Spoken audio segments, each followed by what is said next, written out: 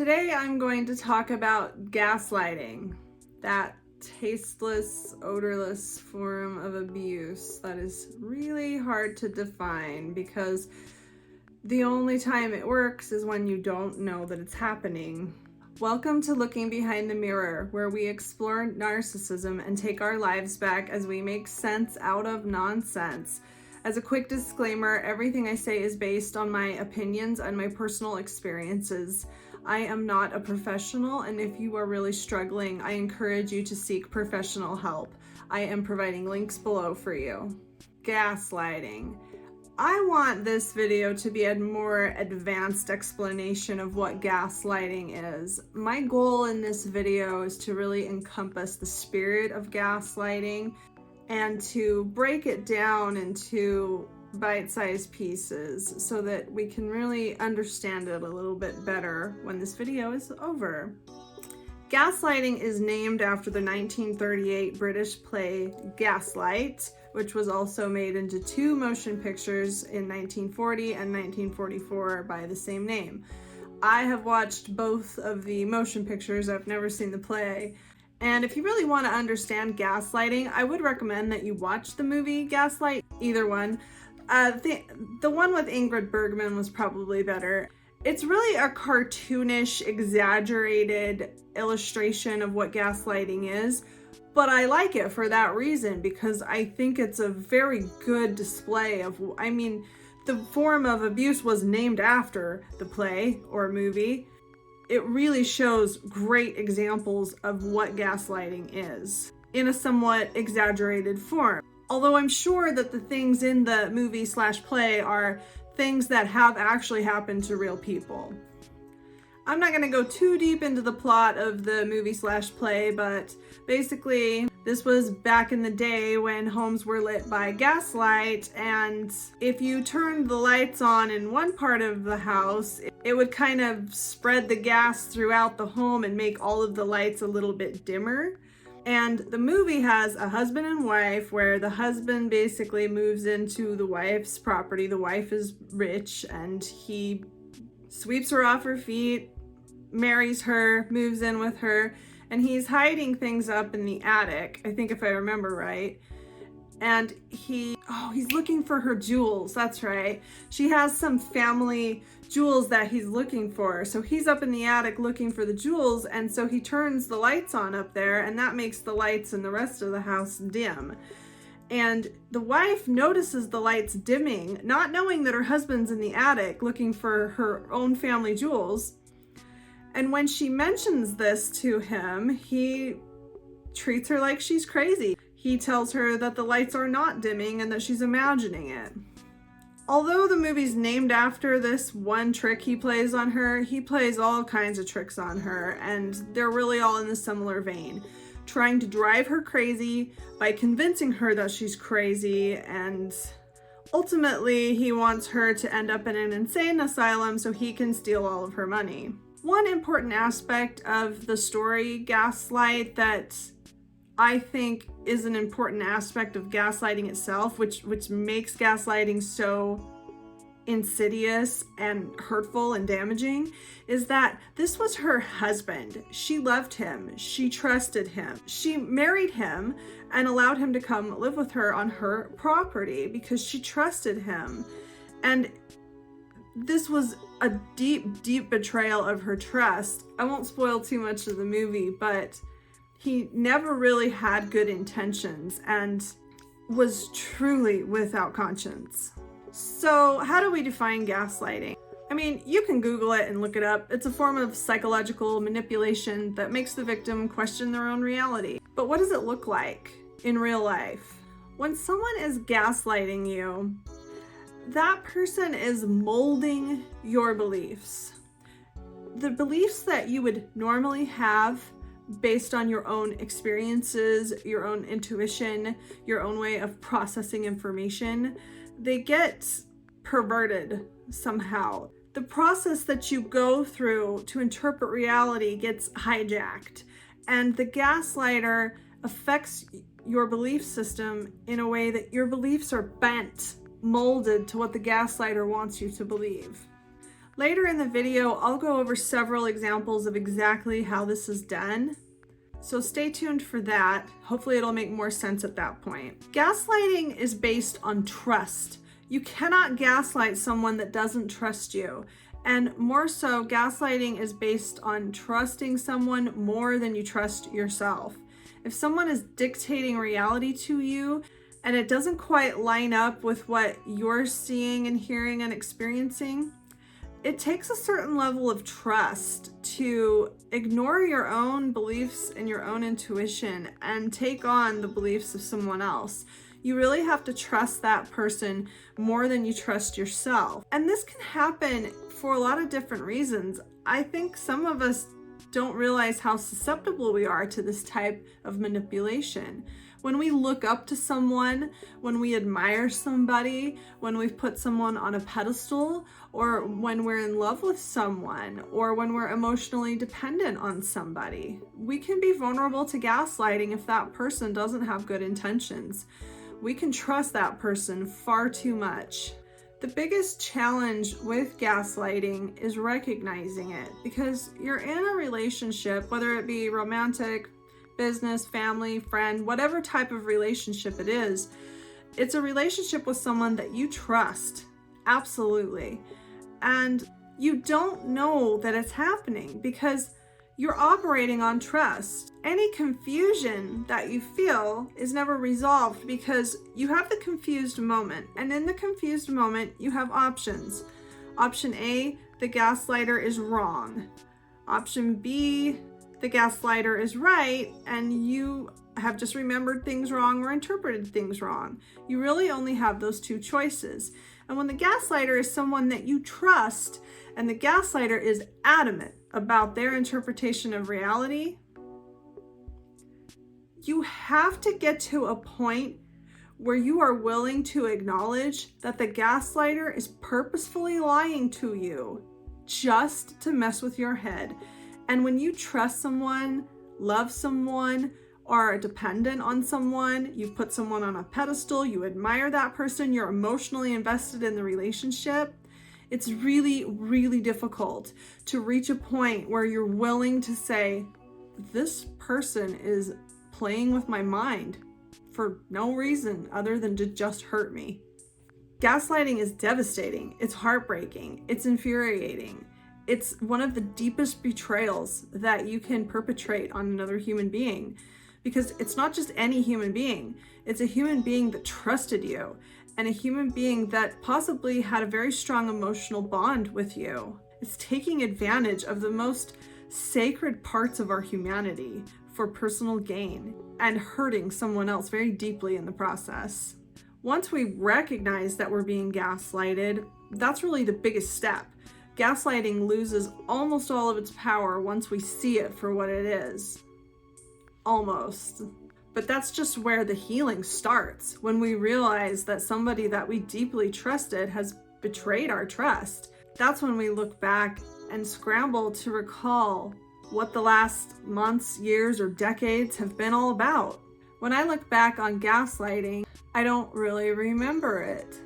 It's so hard to describe. It's not something you can really nail down, because when it's happening, you don't know it's happening. So if you've been gaslighted for years, you're not going to remember any of it. You really will only remember the most recent parts, because those were the times when you started to wake up to what was happening.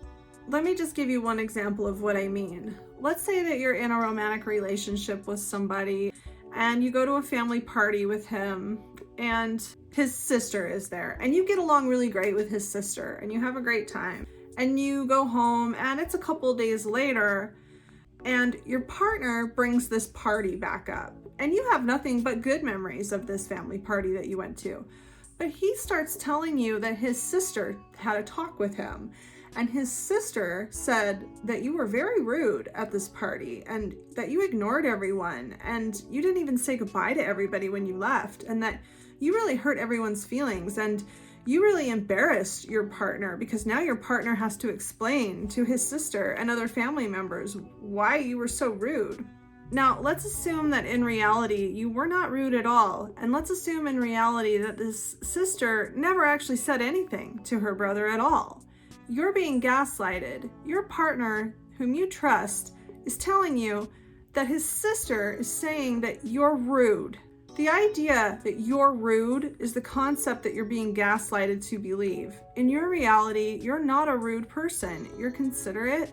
You always care about how other people feel. You would never want to hurt anyone's feelings, but you're being told you're rude, and you're being presented with the evidence that your partner's sister has said so.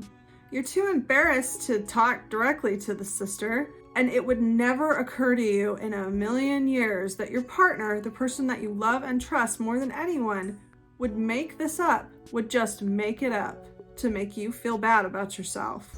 The only logical thing that you could take away from this is that you are a rude person, at least rude enough that your partner's sister thought you were rude. Now, if you stay with your partner for, 5 or 10 years, and your partner is always doing things like this all the time, and after 5 or 10 years, you're completely convinced that you are a backwards, rude, selfish hick with absolutely no social skills whatsoever, and everybody hates you.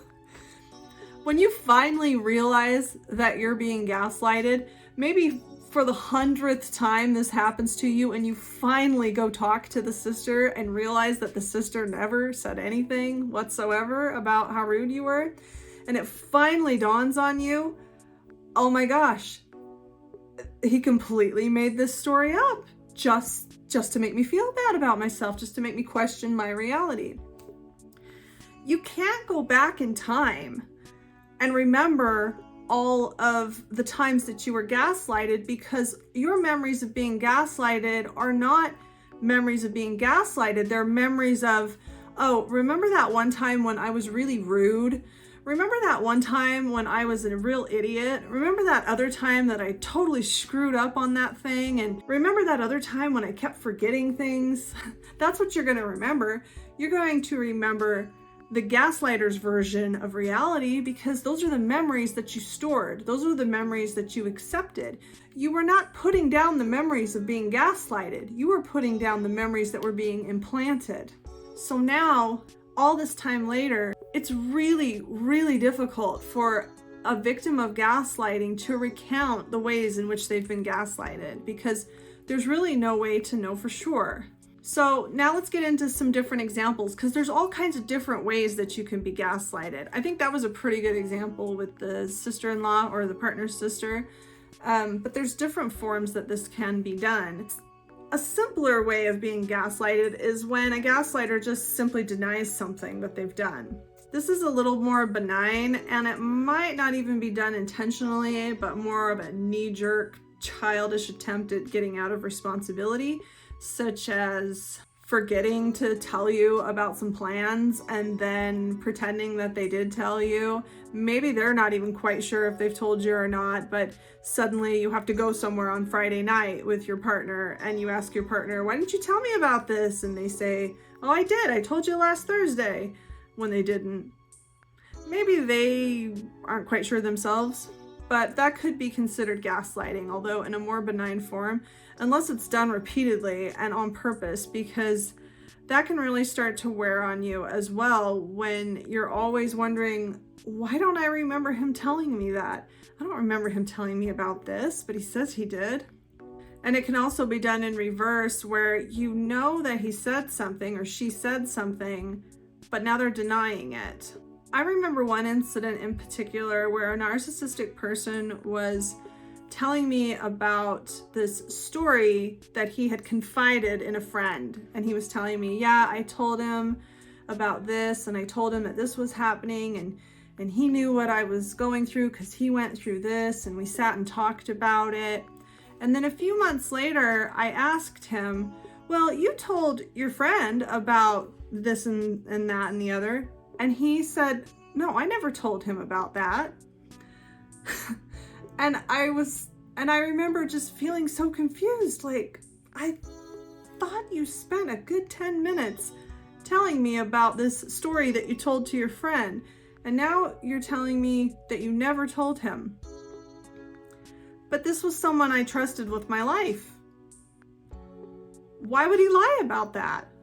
Another thing that a gaslighter can do is make you question your own identity and make you question your own traits, your own abilities, your own strengths, your own personality.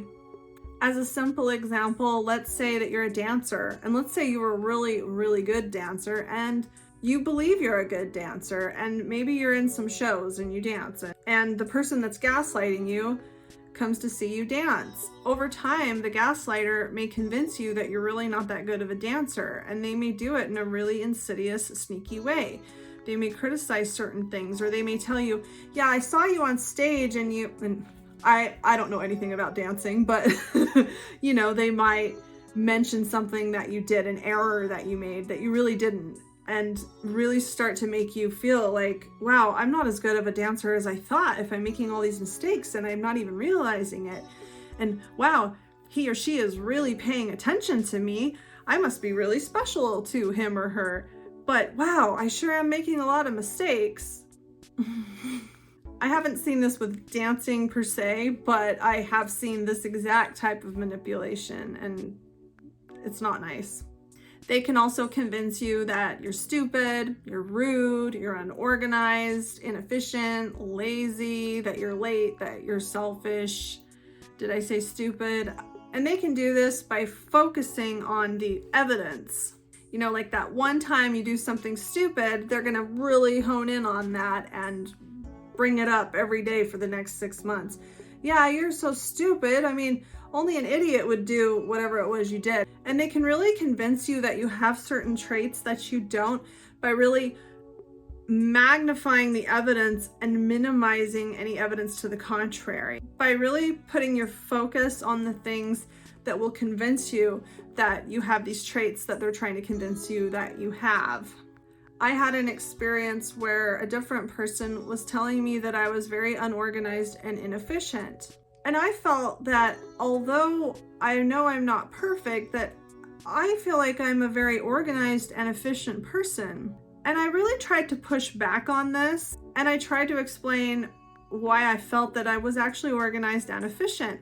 And this person went on to tell me a 15-minute story about someone else in my position 10 or 15 years ago that also thought that they were organized and efficient, but soon found out they weren't and ended up going out of business or something. I don't know, it was some long dramatic story about somebody else that thought that they were efficient and organized, but they really weren't.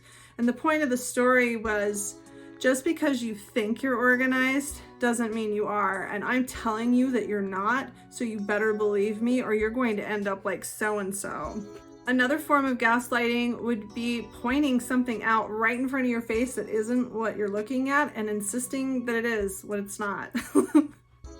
For example, maybe you've spent the last 20 minutes vacuuming the living room and you feel like you've done a pretty thorough job. You vacuumed the whole floor. You moved the furniture, you moved the rug out of the way, you vacuumed, right? And maybe the gaslighter comes in later and says, I thought you vacuumed in here. And then they start insisting, look how dirty it is. Look, I can still see dirt. And maybe they find one crumb somewhere and they'll look for it. Look at this crumb on the floor. You tell me you vacuumed in here? Who taught you how to vacuum? And then they can convince you that the floor is dirty when it's not. You vacuumed. The floor is not dirty, but they can actually convince you that it is. They can actually point to something that's clean and start telling you how dirty it is. And now let's just go back to what I was saying in the beginning about trust. This doesn't work unless you trust the person. If somebody that I trust more than I trust myself is insisting that the floor is dirty, the floor must be dirty. And if I think it's clean, I must be wrong. Gaslighters can also twist the narrative of something that has already happened, something that you were both present for. There was one incident where I was on vacation and somebody became very irate with me without warning and really for no particular reason. And this person was just kind of a jerk all night and just making me feel bad about myself, making me feel like I had ruined this trip, and I really hadn't done anything. And I spent the night trying to defend myself and trying to explain like, I didn't mean to ruin our plans or whatever. It really didn't make any sense. And I was really trying to apologize. I was really trying to fix this situation. And I really didn't even understand why this person was so upset with me. We both went to bed that night upset, and I felt horrible. I was really feeling sad and hurt and a little hopeless. Like I didn't understand what I had done that was so bad. And I remember the next morning, we got up to go do something that was part of this trip. And he came up to me and he said, "Do you think we can be friends?" And he said it in a way that implied that I was the one that was upset. He said it in a way that implied, well, do you think you can finally drop it? Do you think we can have a good time here? Are you gonna be okay? When really, he had been upset with me all night, and I had been desperately trying to patch things up and trying to understand why he was upset, to no avail whatsoever. And now suddenly he's coming to me asking me if I'm gonna be okay and if I can be friends with him so that we can have a good time. And I was so confused. Like, I was thinking, you're the one that's upset with me. Of course we can be friends. That's what I've been begging you for. That's what I was begging you for all night, is that we could be friends and patch this up. And now you're asking me as if you've been waiting all this time for me to be friends with you? What? Oh, the red flags we ignore. One more really insidious example of gaslighting, and this is going to be a really specific example, but I think it's really a good example of how evil and calculated and deliberate gaslighting can get. Let's say that you get up in the morning and you get ready and you have a bowl of cereal and you go to work. And then let's say your partner gets up after you and takes the milk out of the fridge and puts it on the counter and leaves it there. And then when you come home from work 9 hours later, you see the milk on the counter, and now it's like it's been out all day long. It's probably rotten and you need to throw the milk in the garbage disposal, right? And your partner's there and your partner says, "You're so forgetful. I can't believe you left the milk out on the counter all day." Try to imagine how confusing that would be, because you're thinking, I could swear I put the milk away. I didn't put the milk away? Oh my gosh, I must be losing my mind. And that's a phrase that should be a red flag. If you're ever saying to yourself, I must be losing my mind, you might be being gaslighted. And don't put it past a gaslighter to do something this diabolical, because they absolutely will. Maybe just for fun. Another phrase you should look out for to indicate the possibility of gaslighting is, I could have sworn that he told me 2 o'clock. I could have sworn that she said that they'd be right here. I could have sworn, and I must be losing my mind. Wow, so this turned into a really long video, but gaslighting is a really tough subject. It's really hard to really explain it and do justice to what it is.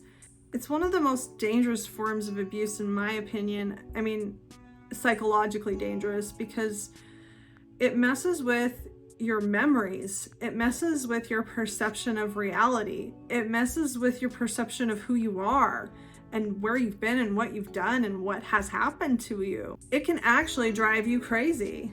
I don't think that there's any more cruel use of somebody's trust than to play games with their mind and to twist their reality into making them feel bad about themselves just because you can, just to make yourself feel powerful, just to give yourself a sense of control, and to do it to someone that trusts you and loves you. It takes a real special level of cruelty and emptiness to do something like that to someone. The key to avoiding and overcoming gaslighting is to trust in yourself, to trust in your own intuition and your own belief system before you trust in someone else's, to trust yourself more than you trust anyone else, because that's what a gaslighter counts on, is that you're going to trust him or her before you trust yourself. It's a little more than a self-esteem issue. It's an issue of having your own conviction and your own ideas and really standing by what you believe in and really having the confidence to do so. And my goal with this video is that maybe someone out there will hear it and maybe someone out there will see that they're being gaslighted, because once you see it, you can't really unsee it. And that's really the key to unraveling the whole game, is to see it. Because awareness of gaslighting takes away all of its power. And if I can just help one person become aware of the gaslighting in their life, then this video will have been totally worth it. I hope this helps. If you found this video helpful, please give it a thumbs up and comment below any ideas you have for me for future videos. And subscribe to my channel. It lets YouTube know that you found this video helpful and that other people might find it helpful as well. Until next time, thanks. Bye.